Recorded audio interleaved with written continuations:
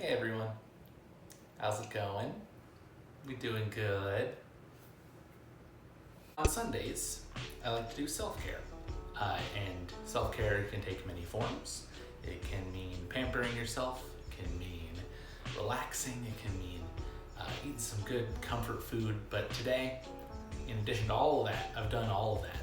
Played video games, I've eaten some good food, relaxed, I've pampered. With all this free time that many of us have acquired, we can do some catch up on all of our things that we wanted to do but just didn't have time for. Today I'm going to be reading DCeased, which is a comic book series that I've wanted to read for so long, ever since right about when it started coming out last year.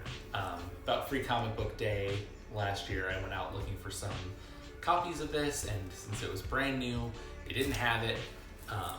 No comic book shop that I went to had it in stock, so I had to wait a couple months, and I was able to get the first 2 issues in paperback, physical copies, and I know it's probably coming out on trade soon, but I just wanted to grab a couple issues, but I never actually made time to sit down and read it.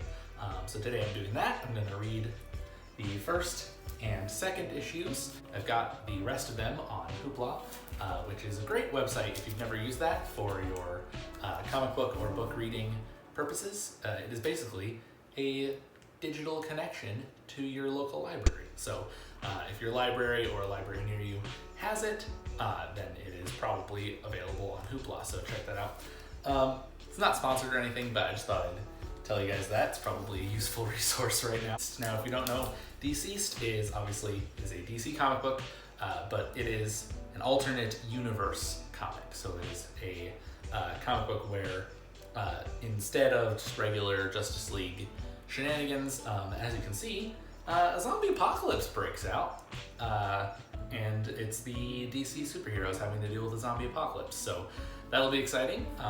There are 6 issues, and I know this series is getting a sequel series soon, if it hasn't started coming out already. So I want to read it so I can read that.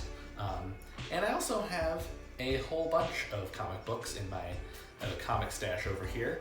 Want to get to all of those. I thought this would be a really neat place to start, so here we go.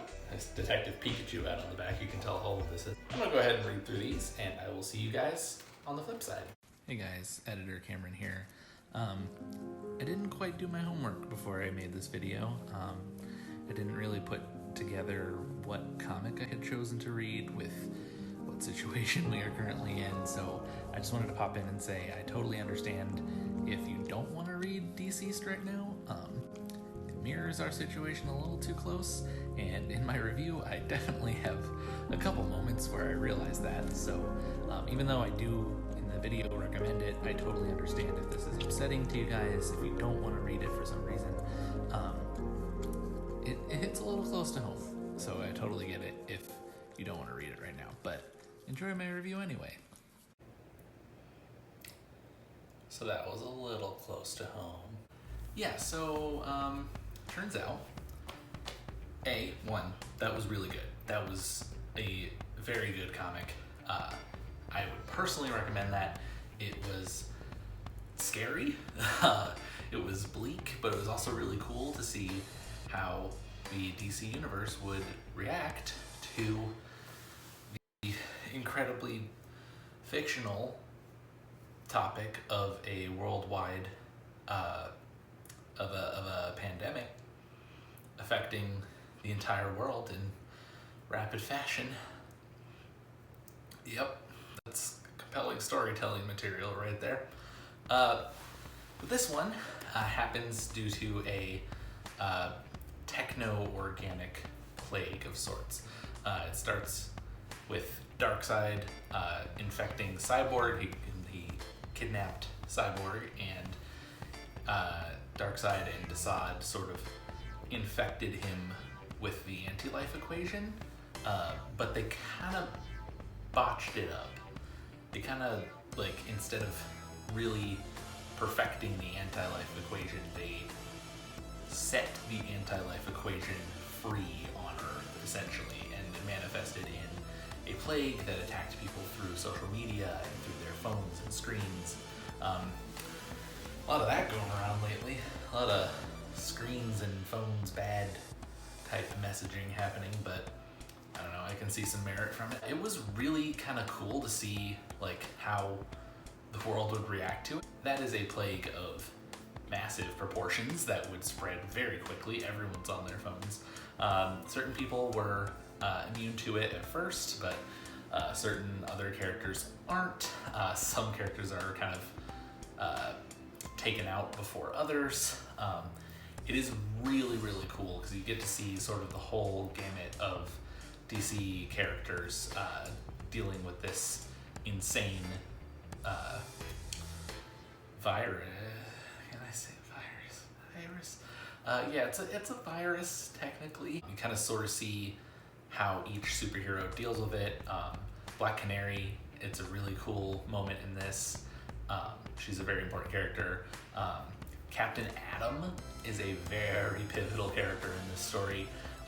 You kind of get a lot of DC characters have a really big moment to shine in this story. A couple of them get bitten off right by the bitten. A couple of them get kind of taken out sort of sooner than you'd think. Like Batman is gone by issue 2. Like he is just done. Which you think of it, I mean, it sort of makes sense. Like, yeah, he's like Batman, like, oh, Batman, I can do anything. But in that kind of situation, he ends up being just a guy with eyes, and anyone with eyes is vulnerable in this scenario. But I did really like it. It was sort of, since it was so alternate universe-y, it sort of felt like Injustice, especially in that the world has kind of gone turned upside down and everyone's in chaos, and you kind of see who turns up where and who helps and who doesn't. Like I said, it's really scary. It's like, I mean, I want to see this as a movie. I would be in the theater, like edge of my seat. Like it's terrifying stuff. And actually, it sort of ends on a cliffhanger.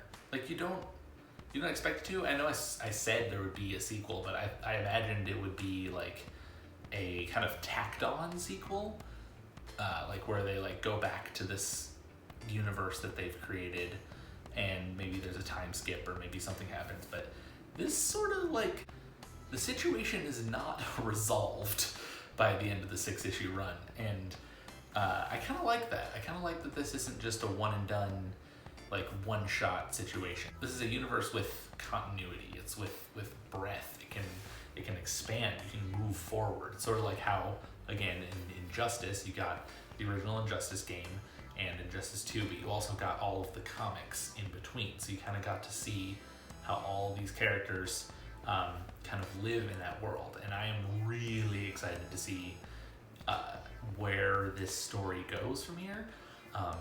The art was really good in this too. Like it was, since it was a horror book, like you really got to see a lot of like blood and gore, but like, I mean, it was scary stuff. Like since it was like a social media like virus, it was kind of like tearing them apart from the inside. The anti-life equation was like in people's brains, so they were trying to like literally claw it out, and that was what was driving them crazy and turning them into these zombies. And I thought that was a really neat premise, and sort of mild spoilers. I won't go through everything that happens, but you see how every time it gets worse, basically every issue, they try to go with a different solution, and then that solution doesn't end up working, and then they go to a different one, and then that doesn't end up working, and then plan C, D, E, they all kind of fall through until they're kind of on their last legs, and they just got to make a really big call, and they don't know whether it's going to work or not.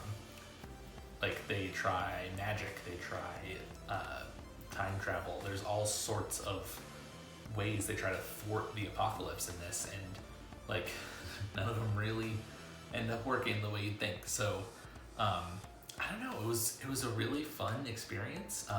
It'd be a great Halloween read. Like if you're looking for something for spooky times, like read it for spooky times. Like it's some scary stuff. I really liked this book. I would highly recommend it to anyone.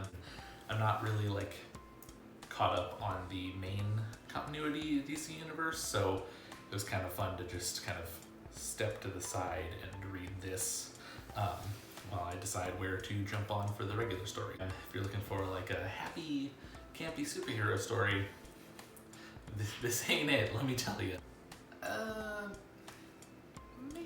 Maybe wait a bit. If the current time is weighing really hard on you guys, maybe don't read this book.